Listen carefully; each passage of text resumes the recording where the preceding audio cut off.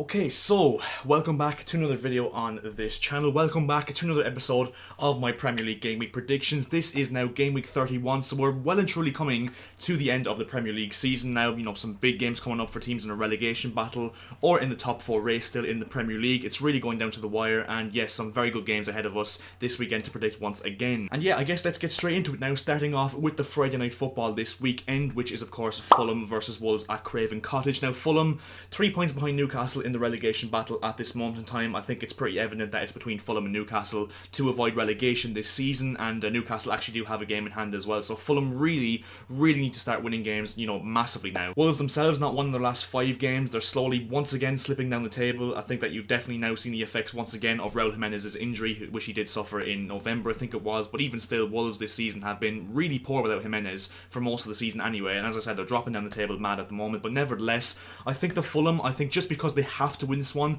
I think this will be one of the games that they do win, and for that reason I've gone for a narrow Fulham 1-0 win at Craven Cottage on Friday night. I just think they have to win this game, and I think they will by 1-0. A massive 3 points for Fulham. And now to the next game, the first game on Saturday at 12:30, the lunchtime kickoff taking place at the Etihad Stadium, and that is Manchester City versus Leeds United. Pep Guardiola versus Marcelo Bielsa. The game ended 1-1 earlier on in the season, which was one of the games of the season, even though it was only, you know, a 2-goal thriller, you could say. 2 fully fit squads for this one. I mean, first of all, I think City are just really counting the time before they're actually crowned Premier League champions. I think they need to win like 4 or 5 of their next, few games to actually win the Premier League title. They're going to win it, let's be honest, everyone knows that. Leeds, as I say every single week on this series, they're so unpredictable. I struggle to predict them every single week. I barely ever predict the right results, and I think that most people will say the same thing. I do think that City will win this one. I do think it'll be, close enough, because City really struggled against Leeds earlier on in the season as well, and Leeds will, definitely cause them trouble, and I think they will score, but I think that City will pull out a marginal 2-1 win, just to, further the process and speed up the process of them being crowned Premier League champions once again. Now to the next game taking place at Anfield, and that is Liverpool versus Aston Villa, and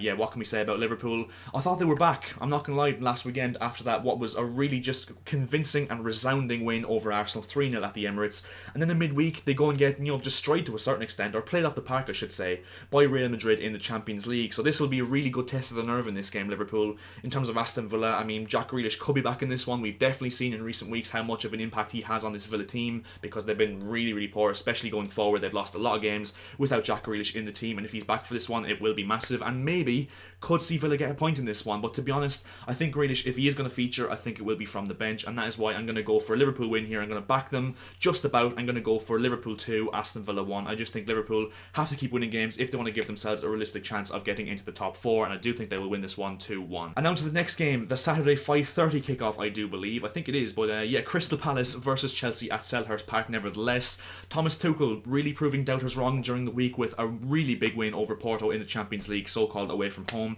even after what was just an embarrassing, abysmal 5-2 performance and result last weekend against West Brom, which as a Chelsea fan, I don't really want to talk about anymore, to be honest, because I've talked enough on that matter in the last week. But nevertheless, yeah, resounding win for us on Wednesday night in the Champions League over Porto to get back to winning ways in style. In terms of Crystal Palace, they're just safe at this moment in time. They're one of those teams just, continuing the games, finishing at the end of the season and just playing the games they have to play. And yeah, I think that Chelsea will win this one, because I think every game between now and the end of the season, in the Premier League especially, is like a final for us, if I'm honest, because yeah, we have a really tough run in and we need to be taking points against teams like Crystal Palace, no disrespect, but I'm going to go for a marginal 2-1 Chelsea win. I think it will be a struggle, and I think Wilfried Zaha will score against us, because for some reason he just always seems to score against us, but nevertheless, I think we'll pull out for it to 3 points, and I think it will be 2-1 to Chelsea. Now to the first game on Sunday taking place at Turf Moor, Burnley versus Newcastle. Now Burnley well and truly bottled it against Southampton last weekend, which is something that we don't really tend to see from Burnley quite often, bottling 2-0 leads, even if they go 2-0 up in most games, but nevertheless, they should be safe. I think they have enough points at this moment in time on the board to consider themselves safe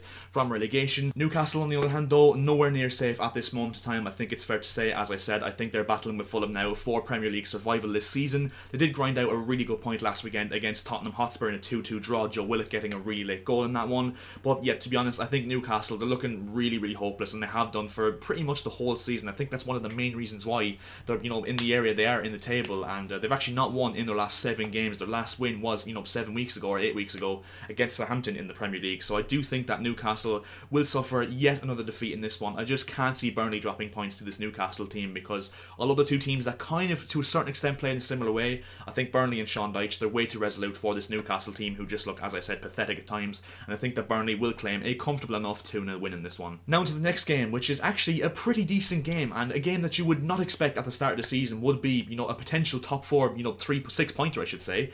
West Ham versus Leicester City at the Olympic Stadium. I mean, both sides in this game in April are both currently in the top 4. It's just absolutely ridiculous, and if you said that at the start of the season, I think a lot of people would have laughed you out of the ground, if I'm honest. But yeah, West Ham have a real and just major top 4 hope at this moment in time, because that win against Wolves on Monday night, even though they nearly bottled it again like they did to Arsenal before the international break, they're picking up points and wins on a consistent basis. They're very, very much in a realistic top 4 hunt, I think. And Leicester are the same. I mean, Leicester just need to keep grinding out results and keep winning games. I think they're pretty comfortably in terms of like 4 or 5 points into the top 4, even despite losing at City last weekend. And yeah, I just think that both sides have a really, really realistic chance and a very good chance at getting top 4. Declan Rice in this one, a massive, massive miss for West Ham.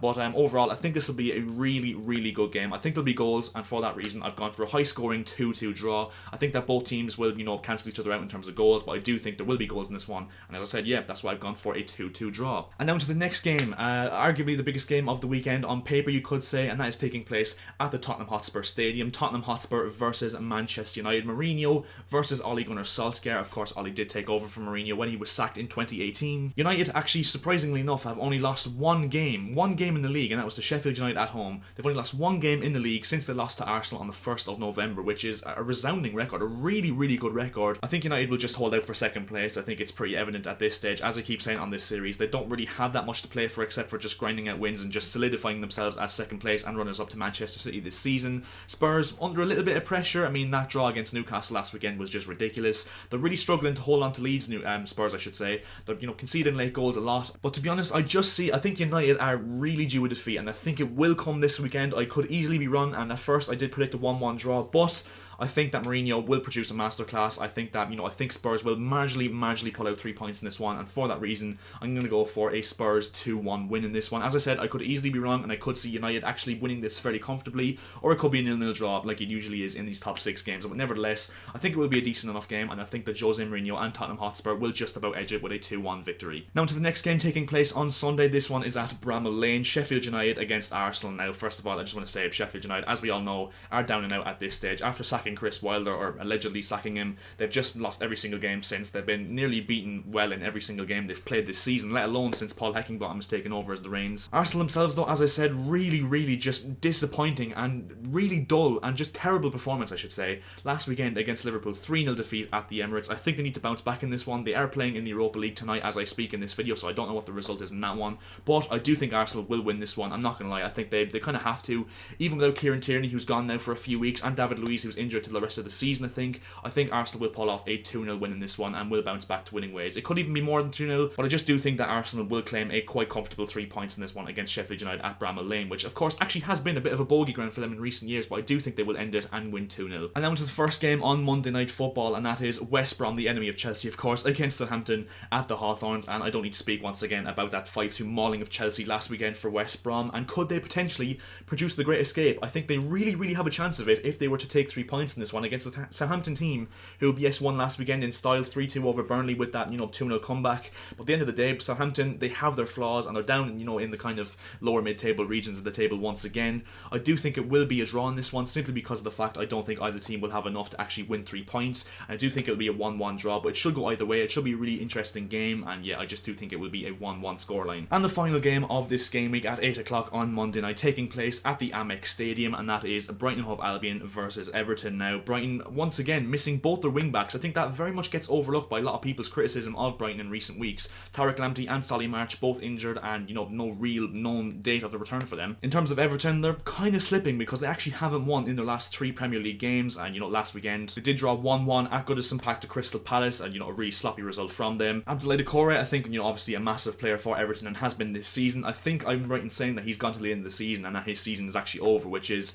a big blow for them. And there's also injury doubts like Jordan Pickford, who I think is out, Alan, and those kind of players who could be doubts for this game, even though they might play, of course. But yeah, basically overall, what I want to say is I think if Everton are going to reignite their still slim Champions League hopes at this moment in time, I think they have to take 3 points in this one. I do think they will do that, and I think it will be a marginal 2-1 win for Everton at the Amex, which would of course be a massive result in terms of Everton trying to fight for Europe till the very last day of the season. And yes, so those are my Premier League game week predictions for game week 31. If of course, as usual, you want to go and leave your predictions down in the comment section below, So please feel free to do so, because it would, really interest me to see how you guys think these games will pan out this weekend. Also, of course, make sure to leave a like on the video if you did enjoy it. It helps me out absolutely more than you guys could ever imagine, so please do think about hitting that like button right now. And also make sure to subscribe to the channel if you are new, because we're closing in now on 1.6k subscribers. It would just be absolutely brilliant to hit that. And yeah, I'll see you guys in my next video. Thanks very much for watching, and see ya.